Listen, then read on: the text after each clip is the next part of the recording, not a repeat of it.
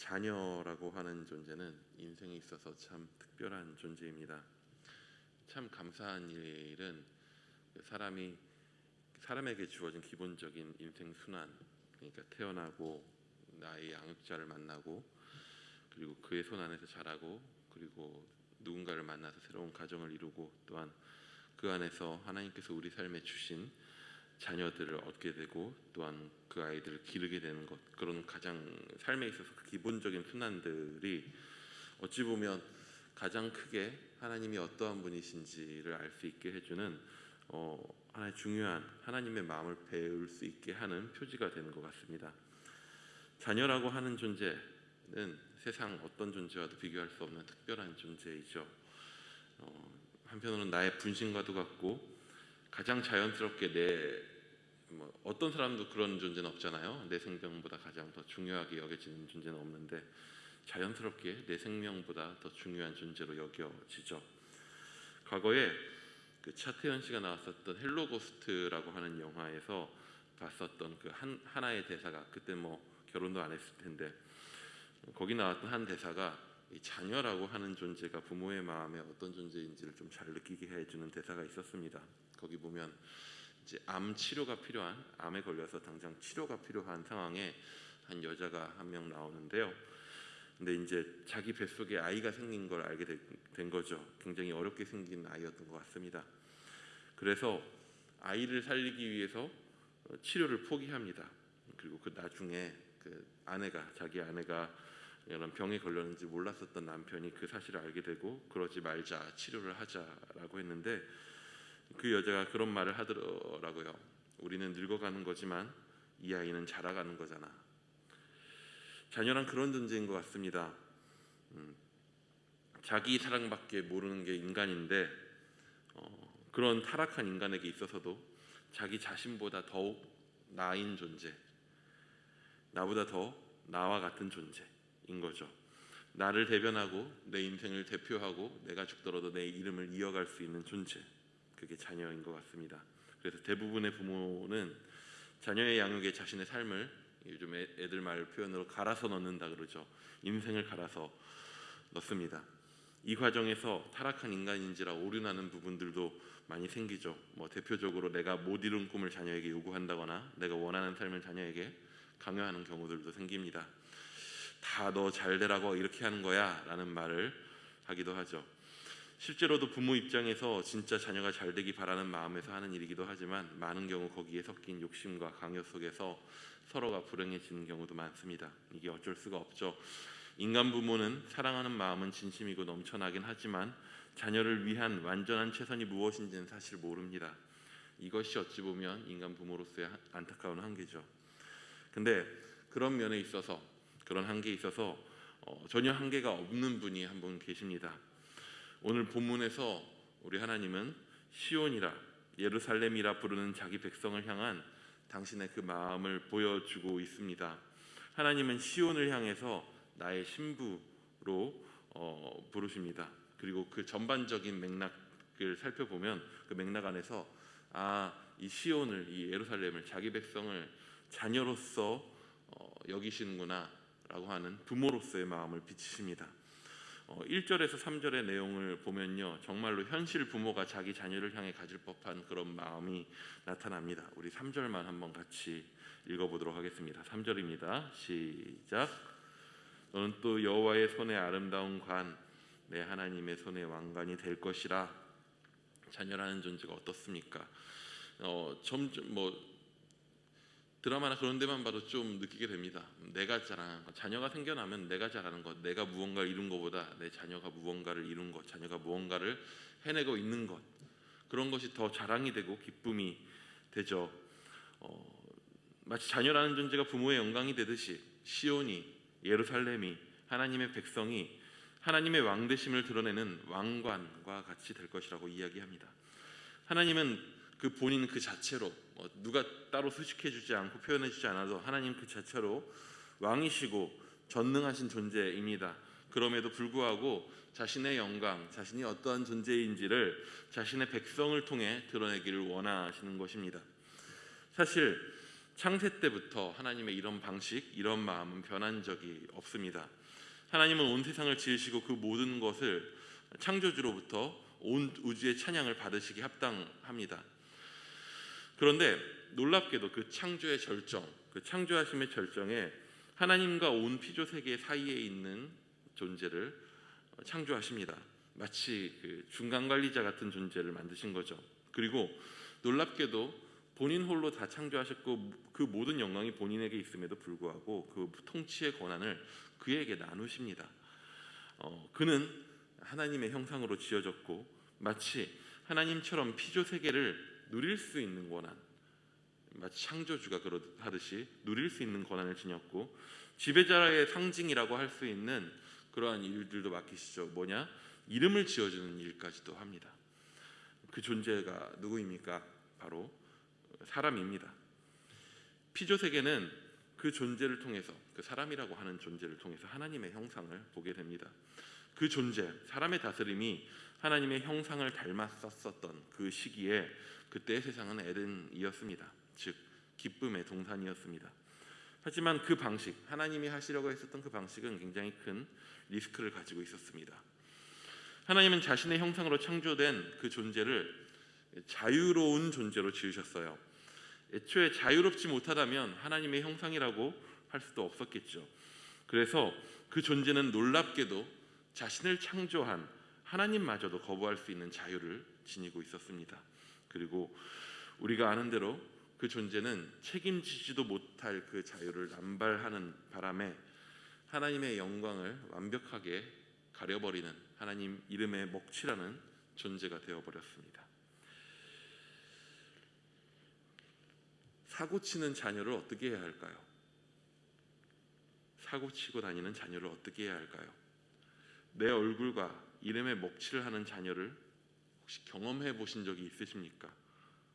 혹은 그런 자녀가 되어 보신 적 있으십니까? 저는 아직 애가 5살밖에 되지 않아서 자녀에게 큰 배신을 당해본 적은 없습니다. 자잘한 것들이 있죠.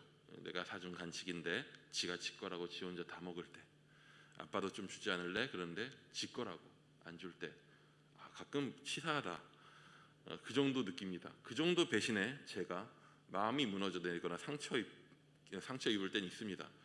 상처 그렇게 크게 입지는 않습니다. 근데 그런 상황을 볼 때 이 사람이 상상력이 있다 보니까 상상하게 됩니다.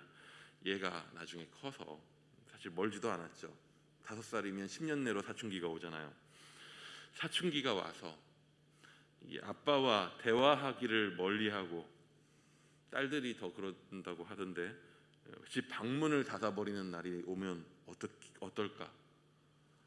아이가 밖에 나가서 아빠에 대해 말하기를 아빠 때문에 짜증난다고, 여기저기 내 욕을 하고 다니면 그런 날이 오면 어떨까? 그리고 어느 날은 저한테 와서 아빠가 나한테 해준 게 뭐야?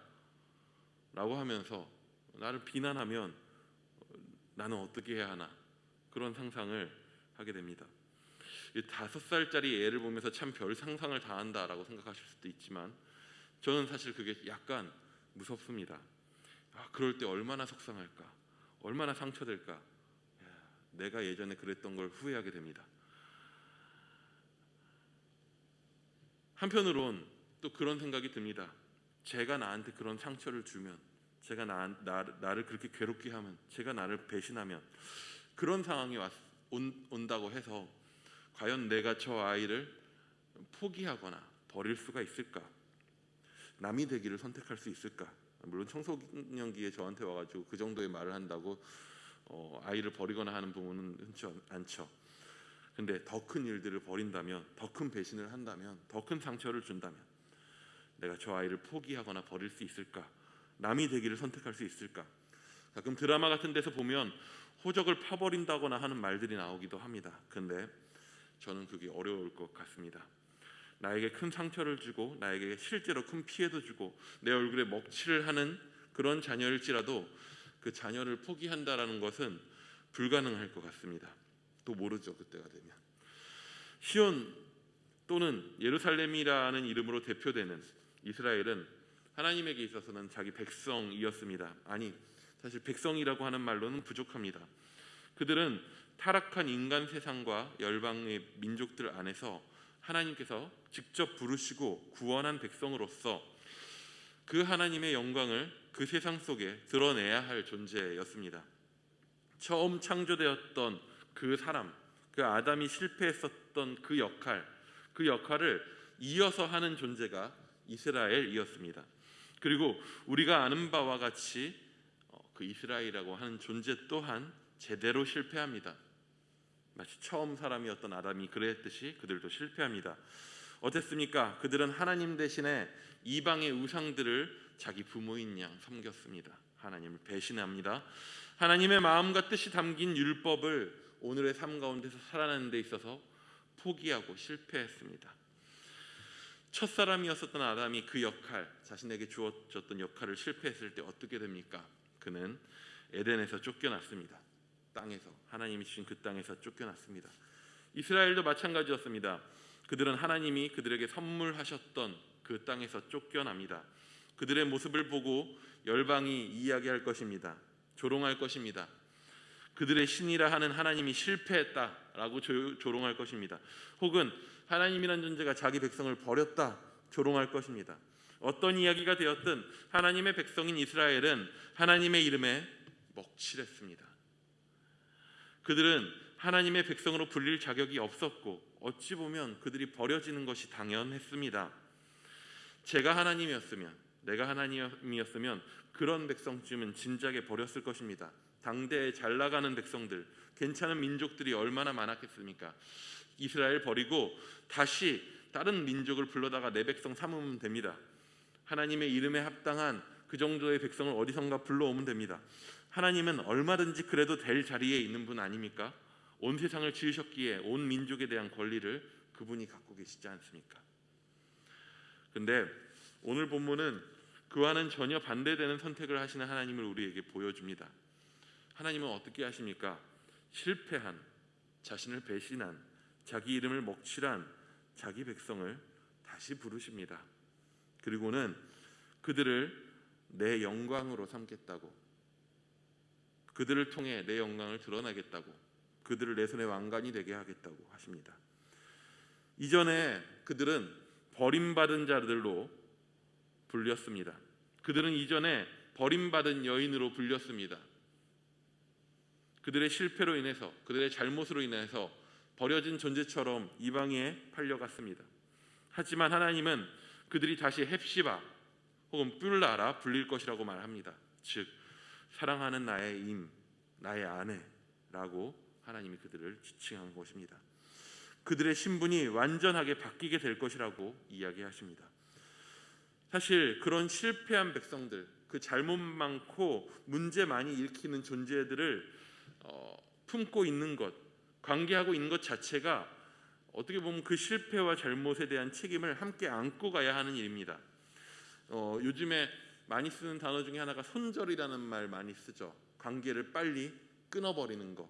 왜 손절해야 됩니까? 그 존재가 나에게 악영향을 끼칠 수 있는, 바뀔 가능성이 없는 존재이기 때문에 빨리 손절해야 됩니다.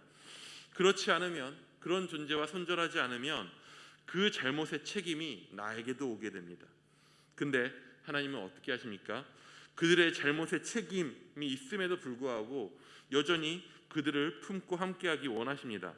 그들의 그 잘못과 실패의 책임을 끌어안고 놀랍게도 자기 자신에게 그런 배신과 상처를 안겨준 존재들을 어떻게든 다시 일으키고 회복시키고 다시 세워가겠다라는 마음을 포기하지 않으십니다. 어찌 보면 손절해야 될 대상들을 가지고 열심을 내고 계신 거죠.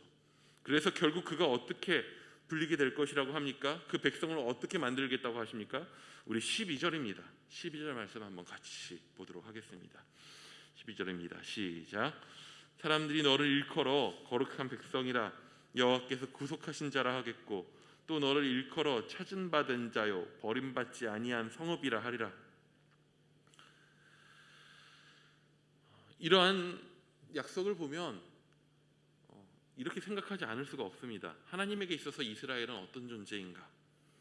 사실 그냥 백성이라고 부르기엔 그 백성이라고 하는 말이 가진 우리가 쓰는 그 백성이라고 하는 용어가 너무나도 그 의미가 부족해 보입니다.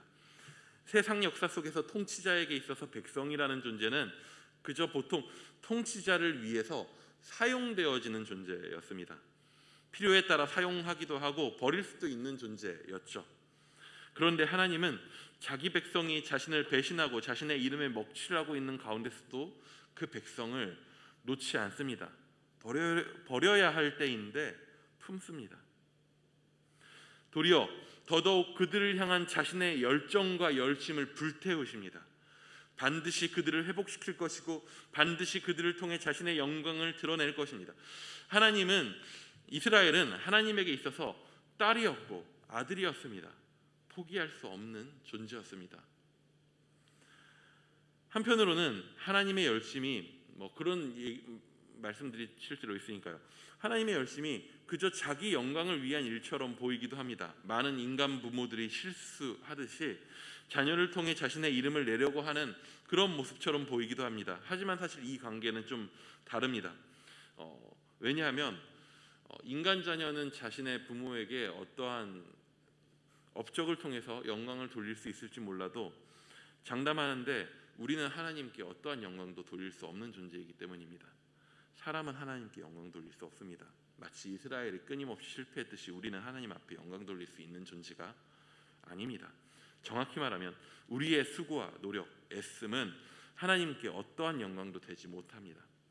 하나님을 떠나서는 아무것도 아닌 존재인 우리를 그분이 직접 열심을 내시고 애써서 우리를 통해서 자기의 영광을 스스로 드러내시는 겁니다. 우리의 열심이 하나님께 영광이 되는 것이 아니라 그의 열심이 우리를 통하여 자신의 영광을 드러내게 되는 거죠. 그 과정에서 하나님이 어떤 분인지 드러납니다.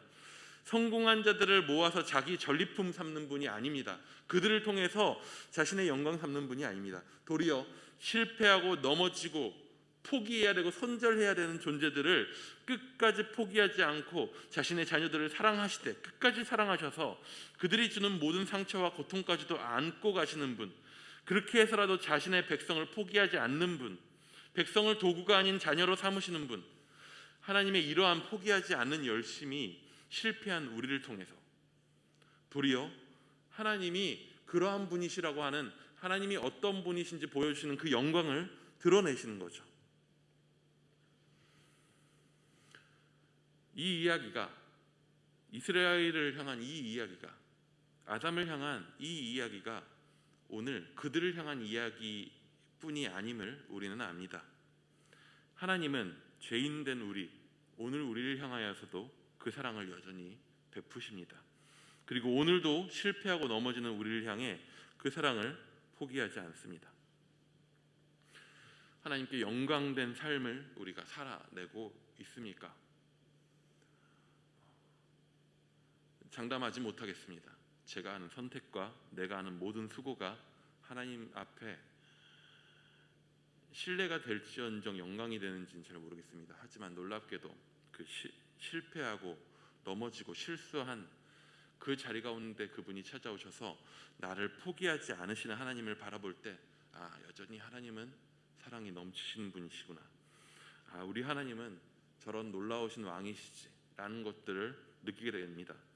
내 열심이 아니라 그분의 열심이, 그분의 영광을 부족한 나를 통해서 드러내게 되는 거죠.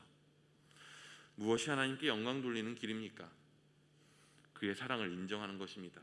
그가 우리를 자녀 삼으셨고 우리를 포기하시지 않는 그 사랑을 우리를 통하여서 드러내는 것을 인정하고 감사함으로 받아들이는 것입니다. 그 사랑 안에 있기에 그 사랑의 풍성함으로 또한 사랑하는 것입니다.